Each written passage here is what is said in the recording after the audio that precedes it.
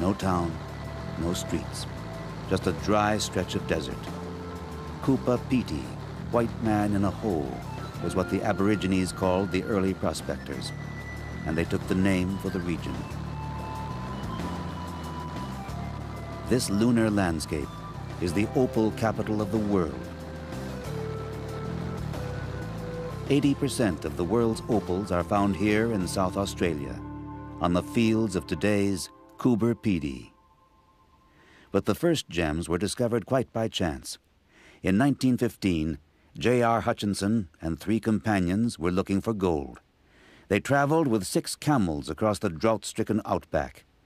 They didn't find any gold, but Hutchinson's 14-year-old son, William, stumbled on something else. Opals. Opals radiate an iridescent light, a rainbow of colors inside a stone. They are not just valuable, but exquisite, and in the loveliest, a fire glows deep within.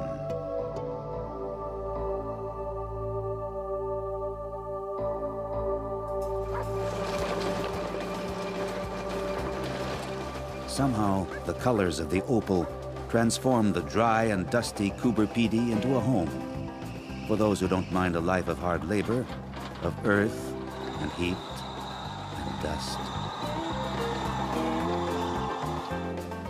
The men who meet on the opal fields of Coober Pedy are as rough as the stone for which their hearts beat. Men like Will Black, Bob Wright, Rick Wilson, Jack Cannell, and old Willie Guff. They are a team welded together by one thing: opal fever. And this barren landscape is their world. Here they own a joint mine, the Dead Horse Valley, 1,000 square yards of prospecting rights in the middle of opal country. The license costs only $150 a year, but what they're buying is a dream. I think we're all here as gamblers. We're miners, but we're gamblers, you know? I mean, life's a gamble anyway. Well, we all live on that dream, don't we? That maybe tomorrow's a big day, you know? Everybody's got that dream, eh? But every stone you find is different, and I like the colours and the patterns and all that, you know? That's what really keeps me here. Dawn on the fields of Coober Pedy. A new day, a new chance for the hunters of the stone.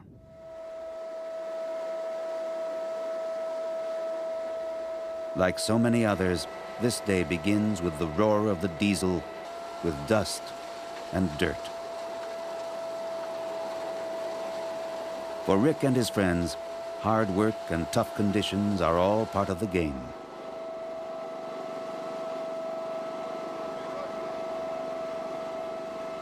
But it's a dangerous game, for here on the minefields of Coober Pedy, the risks are all around. Every step must be carefully considered. Underfoot are explosives and 100-foot mine shafts. In the darkness, many a shaft entrance has become a tomb. And every time the miners descend into the depths on a wobbly, rusty ladder, they never know if they'll be coming back.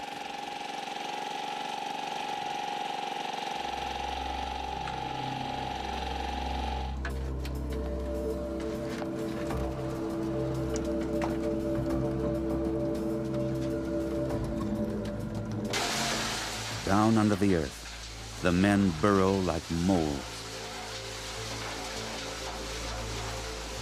These tunnels were blasted out by dynamite. They could collapse at any time, but danger comes with the territory. Down here, everything is impromptu, jerry-rigged. They make it up as they go along.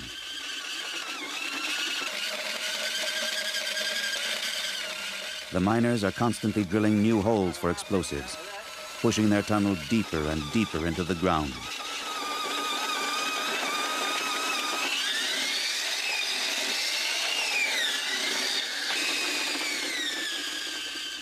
Up above, Bob makes the dynamite charges by hand. It's a makeshift little package, but potent. Hold our ends in, tuck them in. Down in there, like that. We snip off about an inch. The white powder, that's the explosive. And then we packed it.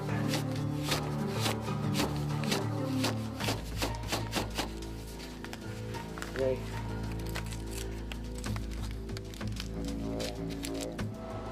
This handmade little bundle will blast right through solid rock.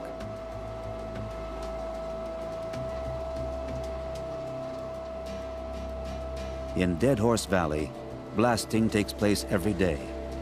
None of the miners are explosive experts. They just learn as they go. But they've been lucky up to now, unlike some of the others in the region. We had a couple of accidents last week out the 14 mile and that, you know, and blokes' stupidity within themselves, you know. You've got to leave pillows. People will see Opal, and all of a sudden you get this vertical or a trace, and they realise they've got this pillow. You must leave pillows, and if you don't, that ground, you dig underneath it and just bring the whole roof down. There's no warning, it's just one big thud, quick. And I mean, you just hear wham, thud.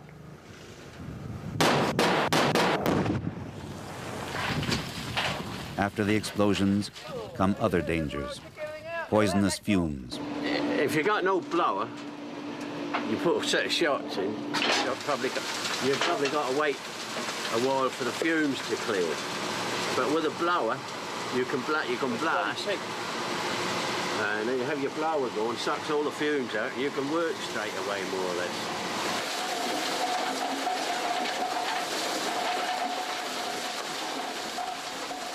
The blower is a giant vacuum cleaner. It sucks up huge lumps of rock as if they were breadcrumbs.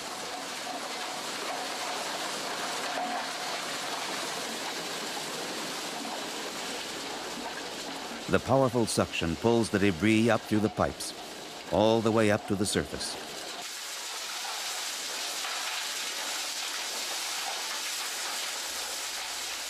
Above ground, Will and Rick take care of the diesel pump and generator which power the blower. These are the two most important pieces of equipment, and they are constantly on the verge of breaking down. And nothing is more difficult than getting hold of spare parts in the Australian Outback.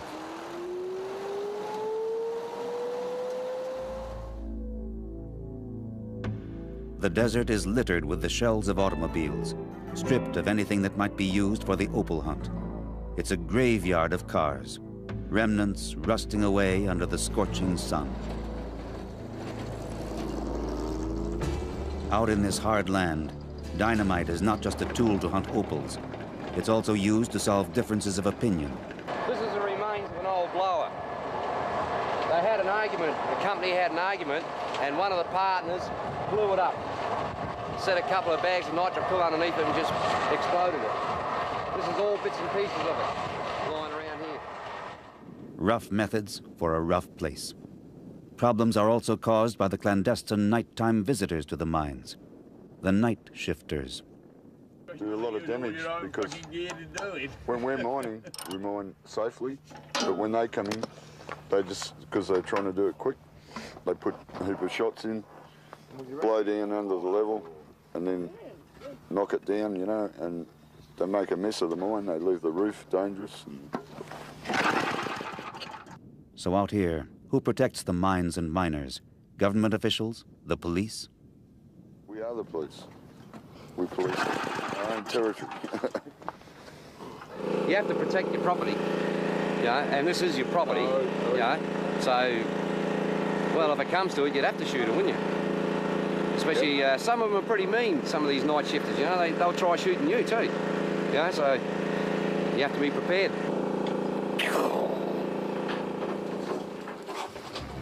Come on, boy. Come in. Come on.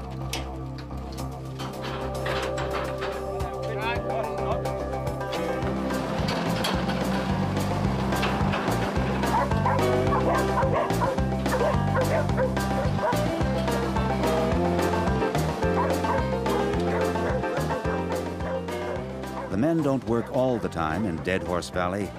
Today is one of those days when they try their luck someplace else.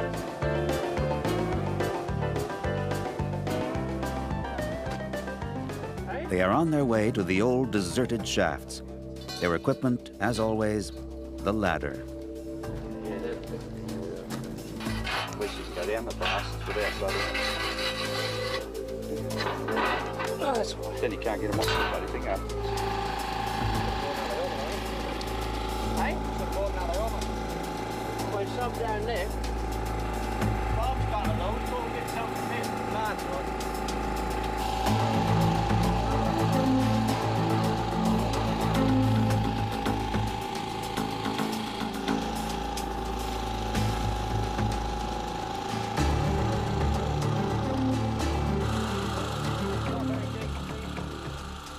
Will scans the desert floor. The largest opal in the world was found in an abandoned shaft, and it wasn't even covered with dirt, so it's always worth looking. In this Wild West, the stakes and the dangers are as high as ever, but the rewards are great.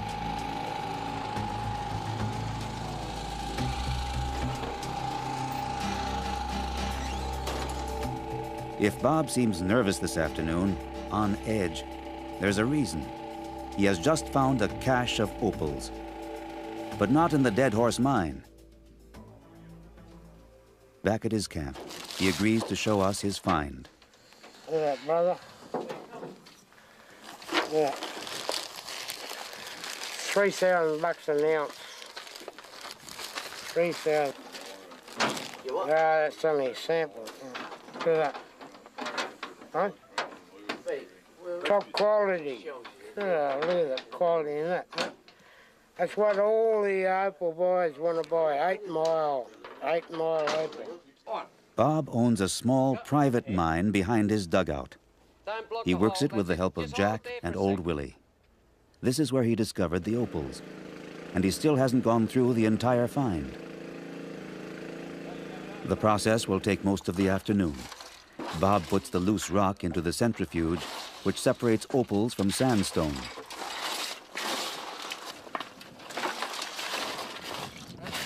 Don't put so much in this time, eh? You run up here with a bloody bucket. The machine will turn for 2 hours, removing the sandstone, while Bob waits and hopes.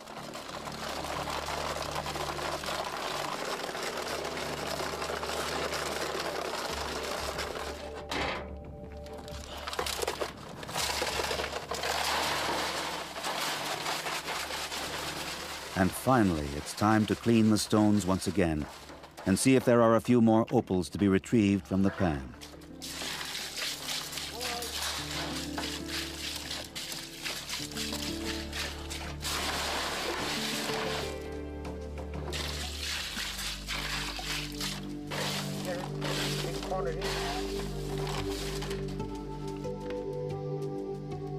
This is a lucky day for Bob. Opals. This is what all the dangers are for, the result of all the hard work. Opals are just spherical particles of the mineral silica, but the more perfectly aligned these particles, the more brilliant the color. Like all opal hunters, Bob always says it's not the value of the stones that fascinates him, but their beauty.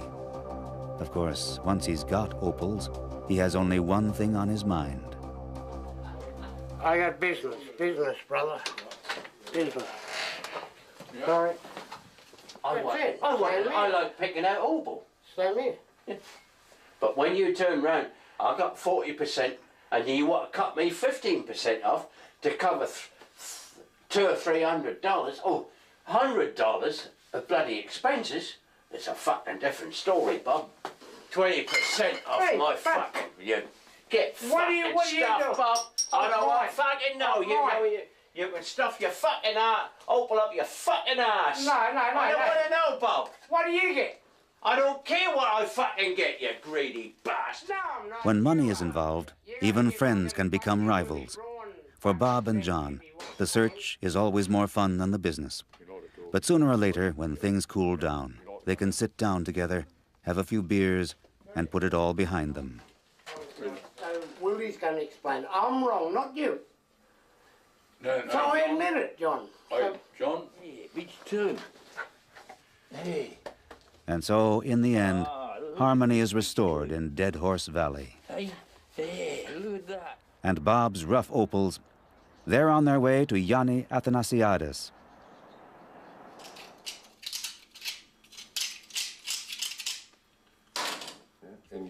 Yanni is one of the best-known opal dealers and cutters in Coober, Pedy.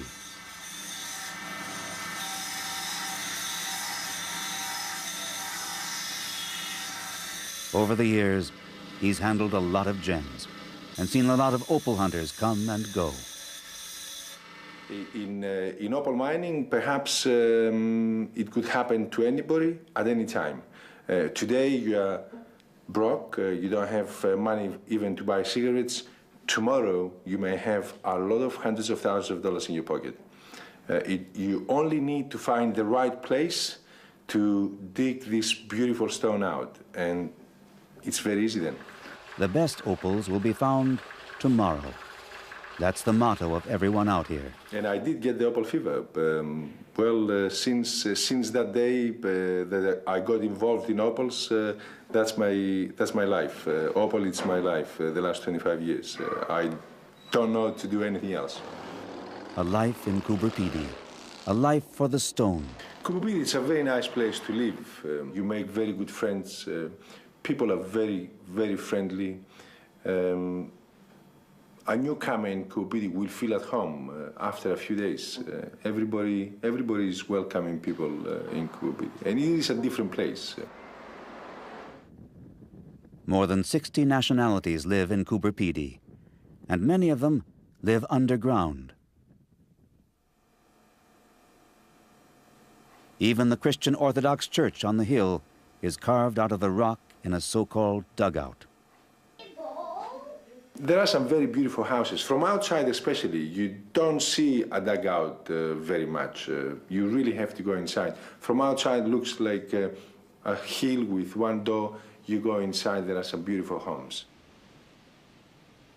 One day, everybody comes back. We have people that are coming back to Coober, Pedy after years and years just to try once more. Like the old-timers, even though they long ago buried their dream of a great find, still they return to Coober, Pedy to spend the evening of their lives here. Or like the professionals who want to try their hand one more time in Coober, Pedy to see whether technical sophistication is luckier than dynamite and a pick.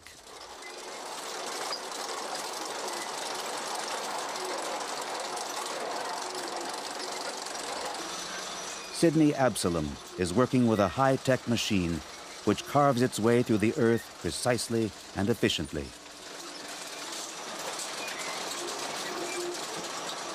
He works his way down, 20 yards a day, every day. The tons of loosened stones fall directly onto a conveyor belt and are transported upwards to an elevator.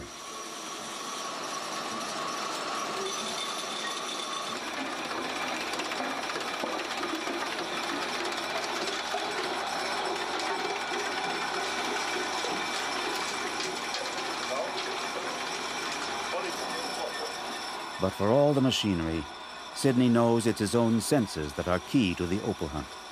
The telltale sound of crunching glass, the taste, the feel of the stone. Any of these might indicate the presence of opal traces. No colour in it. No colour.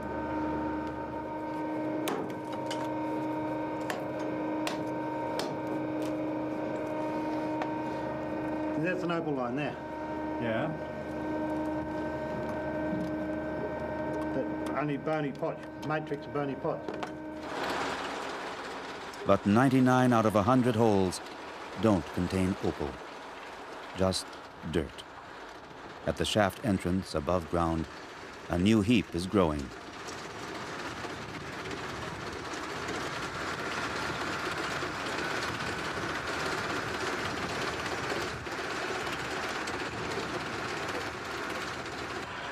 And wherever there's a heap, there are men like Kevin Wilson, men they call the noodlers. Kevin works with the dirt others have cast off. He feeds it into a hopper, where it is funneled inside. In a darkened cabin under ultraviolet light, Kevin's wife removes the opals, which show up white.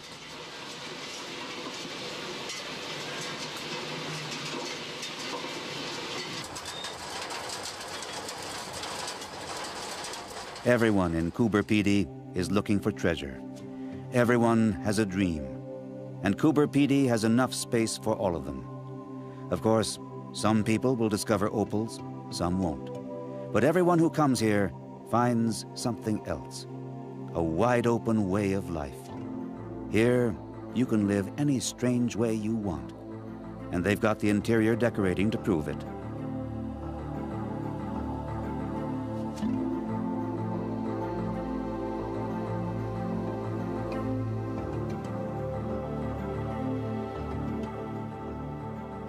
The people of Coober Pedy seek freedom, and the desert gives it to them.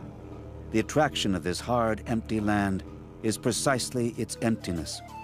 Out here, there are no bosses, no social obligations, just an endless horizon.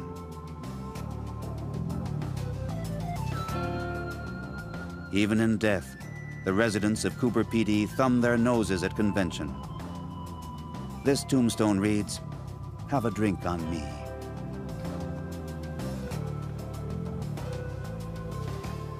Because, well, no, it's freedom. It's freedom, you know, not like the city where you have to be up at 9 o'clock in the morning and home at 5 o'clock at night, you know. Here, if you want a couple of days off, you just take a couple of days off. How many days?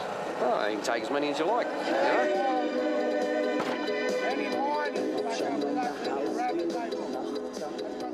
This rough freedom, wild and a little crazy on the God-forsaken opal fields.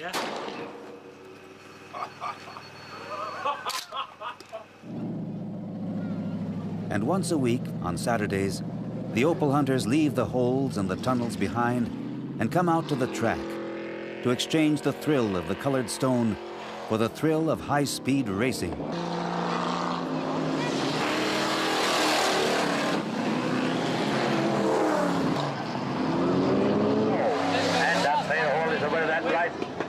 Second position now is Peter Whitehead, And when the last lap has been run, the miners wash the dust out of their lungs with a few beers and a few songs. It's great to be in Coober Pedy.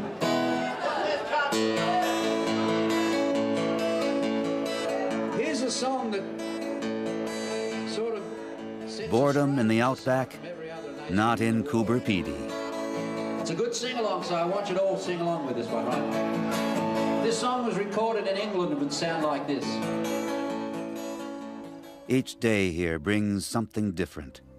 Hope, disappointment, and perhaps the overwhelming sight of an opal that glows like the setting sun.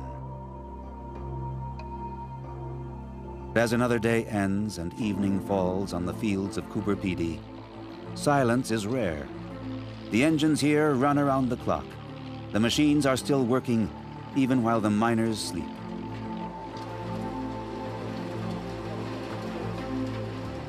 The hunt for opals, it never stops. We always pray for that magic day, brother. It could be just beyond an inch of that dirt. You know, you pick away. You make opal, then it'll come and then it'll disappear quick as it comes, and then bang, you can just have that magic stone. That magic stone can be that size, $1 million. At Coober Pedy, it's all just one sunrise away. That magic day, that magic opal, the fire in the stone.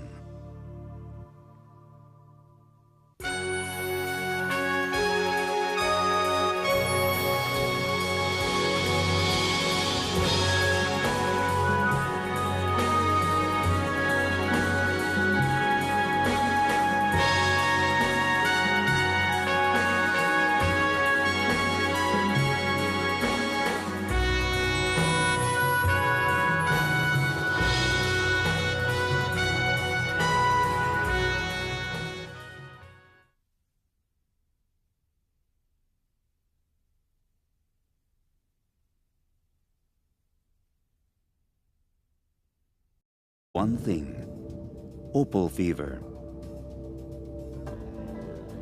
And this barren landscape is their world. Here they own a joint mine, the Dead Horse Valley, 1,000 square yards of prospecting rights in the middle of opal country. The license costs only $150 a year, but what they're buying is a dream. I think we're all here as gamblers. We're miners, but we're gamblers, you know? I mean, life's a gamble anyway. No town, no streets, just a dry stretch of desert. Coober Pedy, white man in a hole, was what the Aborigines called the early prospectors, and they took the name for the region. This lunar landscape is the opal capital of the world. 80% of the world's opals are found here in South Australia, on the fields of today's Coober Pedy. But the first gems were discovered quite by chance. In 1915, J.R. Hutchinson and 3 companions were looking for gold. They traveled with 6 camels across the drought-stricken outback. They didn't find any gold, but Hutchinson's 14-year-old son, William, stumbled on something else. Opals. Opals radiate an iridescent light, and heat and dust. The men who meet on the opal fields of Coober Pedy are as rough as the stone for which their hearts beat. Men like Will Black, Bob Wright, Rick Wilson, Jack Cannell, and Old Willie Guff.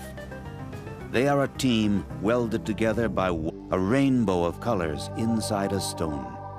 They are not just valuable, but exquisite, and in the loveliest, a fire glows deep within.